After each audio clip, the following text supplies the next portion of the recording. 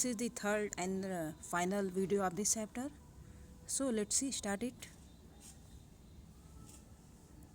I checked and rechecked my calculation. We lost our main compass and I was using a spare which had not been corrected. For magnetic variation, I made an allowance for this and another estimate of the influence of the westerly currents which flow through this part of Indian Ocean. So first of all, what is the meaning of compass? Compass is usually an instrument that is used while traveling, yes, on ship. Actually, it indicate the direction. So about 2 p.m. I went on desk and asked Larry to scare a course of 105 degree. If we were lucky, I told him with a conviction I did not feel, he could expect to see the island at about 5 p.m. Then, with a heavy heart, I went below, climbed on my bunk, and amazingly dozed off. When I woke, it was 6 p.m. I growing dark. I knew we must have missed the island, and with the sail we had left, we couldn't hope to beat back into the westerly winds. At that moment, I tousled head appeared by my bunk. Can I have a hug? Jonant asked. Sue was right behind him. Tozel hit miss. Disarranged here of the narrator's sons. Jonant bunk miss. Bait dozed off, went off to sleep. So the narrator reckoned his calculation means he now made a calculation. They lost their main compass. Now they had lost their main compass, which was generally they were using right now, and were using the spare one. Now they were is using another compass which was in a spare and was not corrected, and it was not functioning well. For magnetic variation, he estimated the fluence of the westerly currents which flow through the Indian Ocean around 2 p.m. He went on deck and asked Larry to steer the wheel to 185 degree. He felt if they were lucky, they would see the island by 5 p.m. Then he went below and slept. He woke up around 6 p.m. and it was dark outside. He thought that they might have missed the island. He started worrying about how they would tackle the westerly wind more as the ship was not capable to sail more. His son came and asked him for a hug. His daughter followed. Mean they were going to again in a bad situation, but at that time his son was in front of him, and after that his daughter was. Now he's saying, why I am getting a hug now? I asked. Because you are the best but daddy in the whole world, means the son of the narrator is saying this sentence.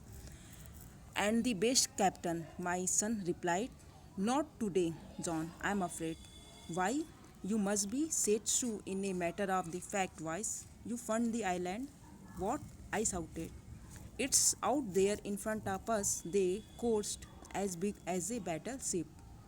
I rushed on decks and gazed with relief at the stark outline of the all Amsterdam.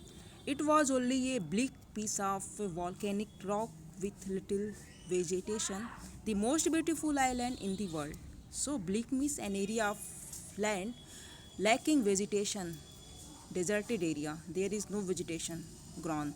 Stark means sharply defined. So he asked Dad why was he getting a hug. His son replied that he was the best daddy in the world and also called him the best captain. Means the narrator got compliment by his son as a best daddy and a best captain. The narrator replied that he was afraid. Shu told him then that they had found the island which was as big as a battleship. Now, when the narrator was afraid that they are misleaded and it still they are not find the island, his son informed him that they had found the island which was as big as a battleship. The narrator rushed to the desk and gave a sigh of relief. They could see the complete outline of Isle Amsterdam. There was a bleak piece of volcanic rock in front of them. It had a little vegetation. It was the most beautiful island in the world. Means now they had safely reached on the island, and this information was given the narrator by his son. We anchored offshore of the night, and the next morning, all 28 inhabitants of the island cheered as they helped us ashore. With land under my feet again, my thoughts were full of Larry and Herbes, cheerful and optimistic under the direst stress, and of Mary, who stayed at the wheel for all those crucial hours. Most of all, I thought of a 7 years old girl who did not want us to worry about a head injury, which subsequently took 6 minor operations to remove a recurring blood clot between skin and skull, and of a 6 year old boy who was not afraid to die. So anchored means moor a ship of the sea bottom. Offshore means situated at the sea some distance from the shore. Ashore means on the shore of the land. Optimistic means hopeful and confident. So they moored the ship at some distance from the shore, and the next morning 28 inhabitants of the Amsterdam island helped them to move on the shore of the island. As he felt the island again on his feet, he thought of his crewman and his wife. He also thought of his 7 years old daughter who was injured badly. She had to go through 6 minor operations to remove the blood clot in her head. His son, who never gave up and was not afraid to die.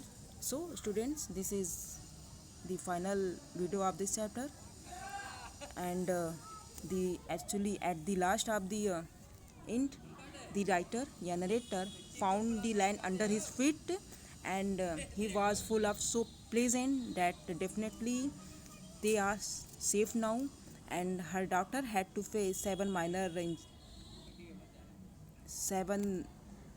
minor operation to get cure her injury.